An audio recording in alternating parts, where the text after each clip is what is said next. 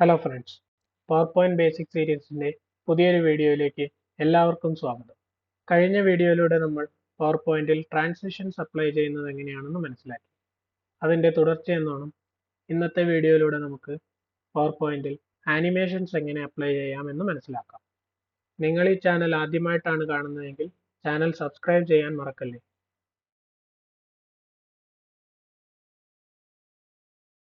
Transitions അതുപോലെ തന്നെ animations എന്നിവ തമ്മിലുള്ള വ്യത്യാസം എന്താണെന്ന് ചോദിച്ചാൽ, ട്രാൻസിഷൻസ് ഒരു സ്ലൈഡിൽ നിന്ന് മറ്റൊരു സ്ലൈഡിലേക്ക് മൂവ് ചെയ്യാനാണ് നമ്മൾ ഉപയോഗിക്കുന്നത്.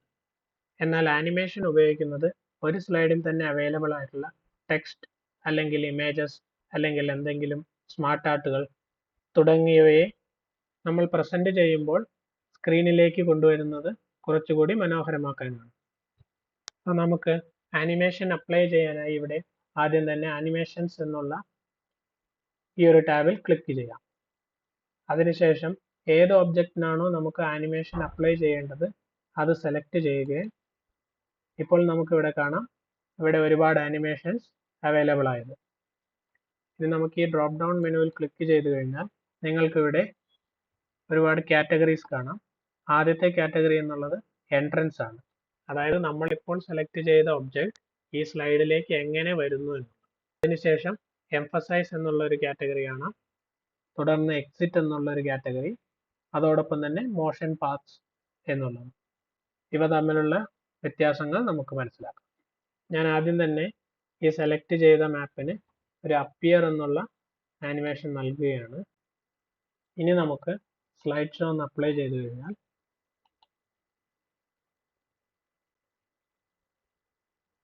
ഇപ്പോൾ നമുക്ക് നമ്മൾ സെലക്ട് ചെയ്ത ആ ഇമേജ് ഇവിടെ കാണുന്നില്ല, കാരണം അതിൽ ഓൺ മൗസ് ക്ലിക്ക് എന്നുള്ള ഓപ്ഷൻ ആയിരുന്നു നൽകിയിരുന്നത്.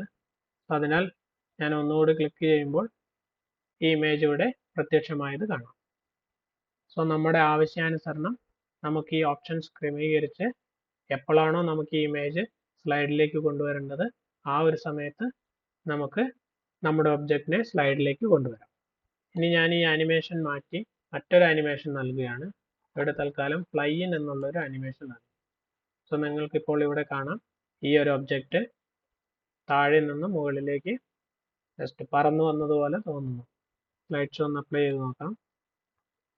ഞാൻ മൗസ് ക്ലിക്ക് ചെയ്യുമ്പോൾ അത് താഴെ നിന്നും നമ്മുടെ സ്ക്രീനിലേക്ക് വരുന്നതായിട്ട് കാണാം. ഇനി അതുപോലെ തന്നെ ഫ്ലോട്ട് ഇൻ എന്നുള്ള ഒരു ആനിമേഷൻ ആണെങ്കിൽ അത് പതുക്കെ ഒഴുകി വരുന്നത് പോലെ നമുക്ക് തോന്നും. ഇതിലെ ഓരോ ആനിമേഷൻസും നിങ്ങൾക്ക് തന്നെ സെലക്ട് ചെയ്ത് ട്രൈ ചെയ്ത് നോക്കാവുന്നതാണ്. ഇനി നമുക്ക് അടുത്ത കാറ്റഗറിയിലുള്ള ആനിമേഷൻസ് ഏതൊക്കെയാണെന്ന് പരിചയപ്പെടാം. സോ ഞാൻ ഈ എംഫസൈസ് എന്നുള്ള കാറ്റഗറിയിൽ നിന്നും പൾസ് സെലക്ട് ചെയ്യുകയാണ്. നിങ്ങൾക്ക് ഇവിടെ കാണാം, അതൊന്ന് ജസ്റ്റ് വലുതായതിനു ശേഷം അതേ സൈസിലേക്ക് തിരിച്ചു പോകാം. ഇനി നമുക്ക് ഇതിൽ അവൈലബിൾ ആയിട്ടുള്ള ഓരോ ഓപ്ഷനും ട്രൈ ചെയ്ത് നോക്കാം. ഏത് ഓപ്ഷനാണോ നമുക്ക് കൂടുതൽ അനുയോജ്യമെന്ന് തോന്നുന്നത് അത് സെലക്ട് ചെയ്ത് നമ്മുടെ പവർ പോയിന്റിനെ നമുക്ക് മനോഹരമാക്കാം. ഓക്കെ, ഞാനിപ്പോൾ ഇവിടെ തൽക്കാലം എൻട്രൻസ് എന്നുള്ള ഓപ്ഷനിൽ നിന്നും ഫ്ലോട്ട് ഇൻ സെലക്ട് ചെയ്യുകയാണ്. ഇനി എനിക്ക് ഈ സ്ലൈഡിൽ നിന്നും അടുത്ത സ്ലൈഡിലേക്ക് പോകുമ്പോൾ ഈ ഒബ്ജക്റ്റ് ഈ സ്ലൈഡിൽ നിന്ന് പോകുന്നതിനും ഒരു ആനിമേഷൻ നൽകണമെന്ന് വിചാരിക്കാം. അതിനായി ഞാനിവിടെ ആഡ് ആനിമേഷൻ എന്നുള്ള ഒരു ഡ്രോപ്പ് ഡൗൺ മെനു കാണാം, അതിൽ ക്ലിക്ക് ചെയ്ത് കഴിഞ്ഞാൽ നമ്മൾക്കിവിടെ നേരത്തെ കണ്ട അതേ എല്ലാ ഓപ്ഷനും ഇവിടെയും കാണാം. അപ്പോൾ അതിൽ നിന്നും ഞാൻ ഇവിടെ എക്സിറ്റ് എന്നുള്ള കാറ്റഗറിയിലെ ഏതെങ്കിലും ഒരു ഓപ്ഷൻ സെലക്ട് ചെയ്യുകയാണ്. ഞാനിവിടെ ഫ്ലോട്ട് ഔട്ട് തന്നെ സെലക്ട് ചെയ്യുകയാണ്. സോ ഇനി നമുക്ക് സ്ലൈഡ് ഷോ ഒന്ന് അപ്ലൈ ചെയ്ത് കഴിഞ്ഞാൽ നമുക്കിവിടെ കാണാം, ആദ്യം ഈ ഒബ്ജക്റ്റ് സ്ലൈഡിലേക്ക് ഫ്ലോട്ട് ഇൻ ആയി വരികയും ഈ അടുത്ത വീണ്ടും ഇതാക്കി കഴിഞ്ഞാൽ ഈ ഒബ്ജക്റ്റ് അതിൽ നിന്നും ഡിസപ്പിയർ ആവുന്നതുമായിട്ട് കാണാം. ഇനി ഇതിലെ മറ്റൊരു കാറ്റഗറിയാണ് ഇവിടെ മോഷൻ പാത്സ് എന്നുള്ളത്. സോ ഈ ഒരു ഓപ്ഷൻ സെലക്ട് ചെയ്ത് കഴിഞ്ഞാൽ നമുക്ക് എവിടെ നിന്ന് ഏതൊരു രീതിയിൽ വേണമെങ്കിലും നമ്മുടെ ഒബ്ജക്റ്റിനെ നമ്മുടെ സ്ലൈഡിലേക്ക് കൊണ്ടുവരാവുന്നതാണ്. സോ അത്രയുമായിരുന്നു പവർ പോയിന്റിൽ ഏറ്റവും ബേസിക്കായി ആനിമേഷൻസ് അപ്ലൈ ചെയ്യുന്നതിനെക്കുറിച്ചുള്ള വീഡിയോ, ആനിമേഷൻ അപ്ലൈ ചെയ്യുന്നതിനുള്ള മറ്റു മാർഗങ്ങൾ അല്ലെങ്കിൽ അതിൻ്റെ അഡ്വാൻസ്ഡ് വേർഷനെക്കുറിച്ച് നമുക്ക് അടുത്ത വീഡിയോയിലൂടെ മനസ്സിലാക്കാം. ഈ വീഡിയോ എല്ലാവർക്കും ഇഷ്ടമായി എന്ന് വിചാരിക്കുന്നു.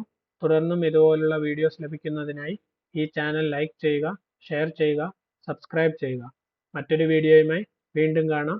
Thank you.